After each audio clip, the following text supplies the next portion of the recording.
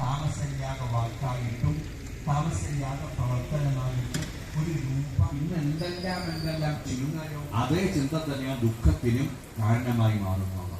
എല്ലാവർക്കും സൗഖ്യമുണ്ടാക്കുന്ന പ്രവർത്തനങ്ങൾ നമുക്ക് എല്ലാ കാലത്തും ഒരേപോലെ ചേർന്നുകൊണ്ട് ചെയ്യാൻ സാധിക്കണം. അതിന് ഈ പറയുന്ന നാരായണീയ പാരായണം നമ്മളെ സഹായിക്കും.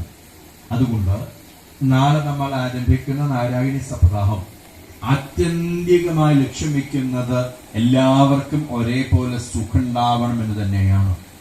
ആ കൂട്ടത്തിൽ ഇന്ന് നമ്മൾ നാരായണീയ സപ്താഹത്തിന്റെ തലേ ദിവസം നാരായണീയ മാഹാത്മ്യം എന്ത് അതൊന്ന് ആലോചിക്കുന്നുണ്ട്.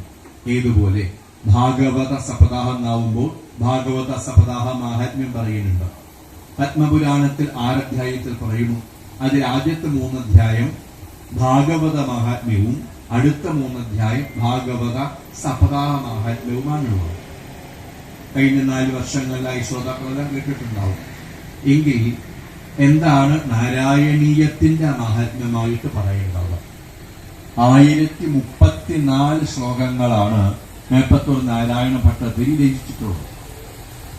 അതിലെവിടെയെങ്കിലും പ്രത്യക്ഷത്തിൽ ഒരു മാഹാത്മ്യം അദ്ദേഹം പറഞ്ഞതായിട്ട് കാണുന്നില്ല.